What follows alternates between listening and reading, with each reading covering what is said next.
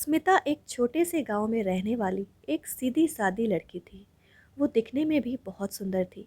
उसे बचपन से ही पढ़ाई लिखाई का बहुत शौक था और उसे पढ़ लिख कर डॉक्टर बनना था। पर गरीब परिस्थिति और दो और बहनें होने के कारण और गांव में सिर्फ 12वीं तक स्कूल होने के कारण उसके लिए शहर जाना नामुमकिन था और उसे आगे पढ़ते नहीं बना। इसीलिए उसके पिताजी ने उसके लिए लड़के देखने शुरू कर दिए। पास के ही गांव का सुनील 1 साल पहले ही इंजीनियरिंग पूरी करके एक कंपनी में जॉब पर लग गया था और अपनी बेटी की अगर इससे शादी हुई तो वो उसका जीवन सार्थक हो जाएगा। ये सोचकर स्मिता के पिताजी सुनील के घर वालों से शादी की बात करने गए। स्मिता गांव में एक सुशील संस्कारी लड़की थी और साथ ही साथ सुंदर भी थी। इसीलिए सुनील के परिवार वालों ने भी हाँ कह दी। सुनील को भी स्मिता बहुत पसंद आई, पर स्मिता इस शादी से खुश नहीं थी क्योंकि उसे पढ़ लिख कर डॉक्टर बनना था। पर उसका ये सपना नाइलाज था। वो अपने माँ बाप को मना भी तो नहीं कर सकती थी। दोनों की शादी खूब धूमधाम से हुई। शादी के 2 महीने बाद स्मिता अहमदाबाद रहने गई, पर वहाँ जाने पर उसके सामने सच आया। गांव में सीधा साधा भोला भाला चेहरा लेकर घूमने वाला सुनील अब उसका एक अलग ही चेहरा देखने को मिला। वो स्मिता से बहुत लड़ता था, उसके साथ मारपीट भी करता था और साथ ही साथ वो शराब भी पीता था। स्मिता कभी किसी चीज़ का विरोध करती तो वो उसे मारता। स्मिता ने ये बात अपने माता पिता को भी बताई, पर उन्होंने उल्टा उसे ही कहकर चुप करा दिया कि घर गृहस्थी में लड़ाई झगड़े तो चलते रहते हैं और पत्नी को ही बात को बड़ी न बनाकर समझ के ले चलना चाहिए।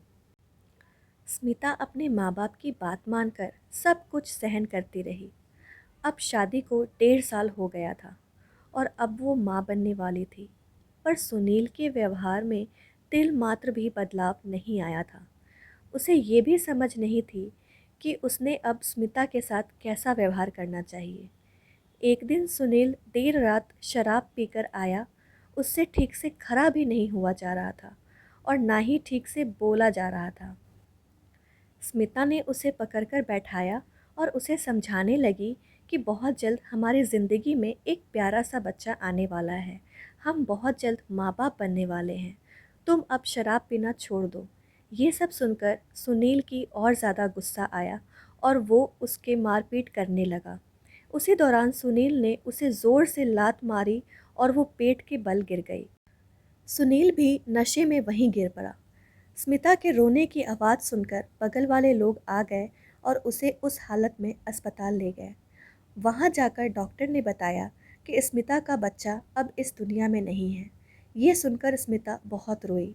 ये दिन स्मिता की ज़िंदगी का सबसे बुरा दिन था। दूसरे दिन सुनील अस्पताल आया और स्मिता से कहने लगा कि ये सब तुम्हारी वजह से हुआ है। ना तुम मुझसे कुछ कहती, ना मैं तुम पर हाथ उठाता, और वो काम पर चला जाता है। लेकिन स्मिता एक फ़ैसला लेती है कि मुझे अब इस इंसान के साथ रहना ही नहीं है। उसने उस दिन मन बना ही लिया था कि ना तो अब वो ये सब सहन करेगी और ना ही लौटकर अपने माँ बाप के पास जाएगी, और वो अस्पताल से चली जाती है। सुनील को अस्पताल से फ़ोन आता है। वो अस्पताल में पूछताछ करता है, आसपास देखता है, गांव में फ़ोन करके पूछताछ करता है, पर स्मिता का कोई पता नहीं चला। कुछ दिनों में सुनील ये तक भूल गया कि मेरी शादी हुई है और मुझे एक बीवी भी है, और उसके जीवन में व्यस्त हो गया और शराब के नशे में पूरी तरह डूब गया था। इस बात को करीब 6 साल बीत गए।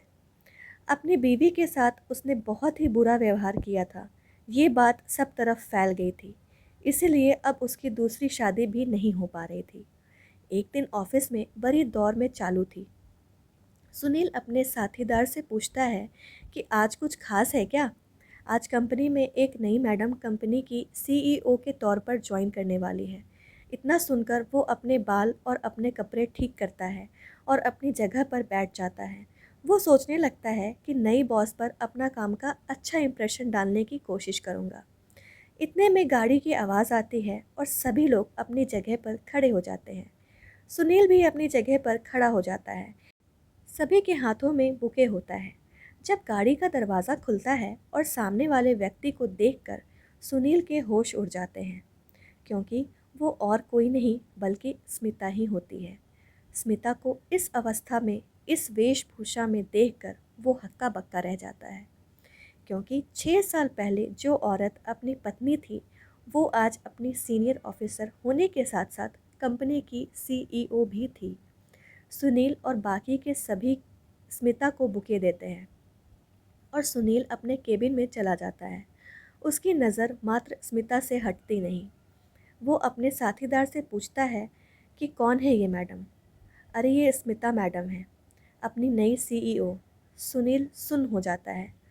कुछ देर के लिए तो उसे लगता है जैसे वो कोई सपना देख रहा है, पर यह सच था। स्मिता के सामने जाने को उसकी हिम्मत नहीं हो रही थी।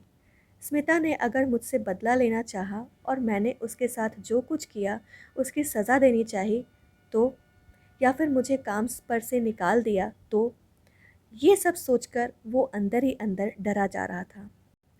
स्मिता एक एक करके सभी को अपने केबिन में बुला रही थी और उनके बारे में पूछ रही थी।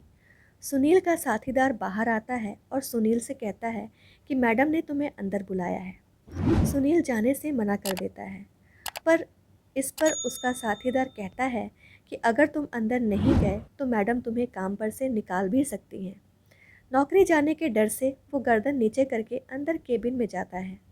स्मिता उससे उसका नाम पूछती है तो वो कहता है, आपको नहीं पता मेरा नाम क्या है?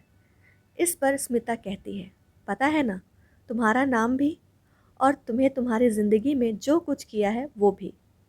सुनील डर जाता है और स्मिता के पैर पकड़ लेता है और कहता है कि स्मिता मुझे माफ़ कर दो, मैंने बहुत गलत किया तुम्हारे साथ। मैंने तो ऐसा गुनाह किया है जिसकी शायद कभी माफ़ी भी नहीं मिल सकती। मैं तुम्हारे हाथ जोड़ता हूँ, किसी को कुछ मत बताना। मैं नौकरी के बल पर ही जी रहा हूँ। और रोने लग जाता है। स्मिता ये सब देखकर कहती है कि मिस्टर सुनील, पहले आप मेरे पैर छोड़िए और अपनी जगह पर आइए। स्मिता की आवाज़ में आत्मविश्वास और निडरता देखकर वो डर जाता है। तुम्हें आज यही सवाल बार बार खा रहा होगा कि एक छोटे से गांव की 12वीं की हुई लड़की अपनी कंपनी की CEO कैसे बन गई। सुनील की नज़र ज़मीन की तरफ ही होती है।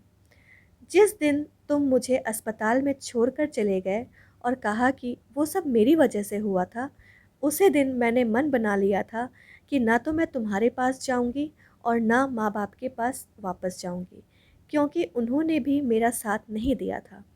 मैं अपने सहेली जो गुड़गांव में रहती है उसके पास चली गई और फिर वहीं से आगे की पढ़ाई पूरी की और सोचा कि अगर दुनिया को अपनी कीमत दिखानी है तो जो जीवन में कामयाब बनना पड़ेगा, तभी इस दुनिया को पता चलेगा और सही मायने में पुरुषों को पता चलेगा कि औरत क्या होती है, क्या कर सकती है और उसके साथ कैसा व्यवहार करना चाहिए। स्त्री शक्ति क्या होती है ये तभी पता चलेगा। मैंने अपनी पढ़ाई पूरी की, खूब मेहनत की और आज मैं इस मुकाम पर पहुंची हूँ। मैंने जानबूझकर इस कंपनी को ज्वाइन किया क्योंकि मुझे तुम्हें दिखाना था कि तुमने मेरे साथ जो कुछ किया वो कितना गलत था और आगे से ऐसा कभी किसी के साथ करने की हिम्मत भी नहीं करोगे। सुनील मात्र गर्दन नीचे करे सब सुन रहा था। उसकी आंखों में आंसू थे। उसे स्मिता की तरफ देखना था, पर उसकी हिम्मत नहीं हो रही थी। स्मिता आगे बोली, समझ आ गया मैंने जो कुछ कहा। अब चुपचाप बाहर जाओ और अपना काम करो। और ये बात हमेशा ध्यान में रखना कि अब मैं तुम्हारी पत्नी नहीं हूँ और हम दोनों में कोई रिश्ता नहीं है। जल्द ही मैं तुमसे कानूनी तौर पर अलग हो जाऊंगी, इसीलिए ऑफिस में कोई पर्सनल बात नहीं। अब सब साफ है। सुनील गर्दन हिलाकर बाहर आ जाता है और सीधे अपने कंपनी के बाहर आकर एक कोने में रोने लगता है। स्मिता को आज इस बात की तसल्ली थी कि उसने जो सपना देखा, जो ठाना, वो आज पूरा हुआ। सुनील को उस दिन समझ आया कि उसकी एक गलती के कारण उसने क्या कुछ खो दिया, पर अब बहुत देर हो चुकी होती है। दोस्तों, अगर आपको ये छोटी सी कहानी पसंद आई हो तो वीडियो को लाइक, शेयर और चैनल को सब्सक्राइब करना ना भूलें। वीडियो को पूरा देखने के लिए आपका बहुत बहुत धन्यवाद।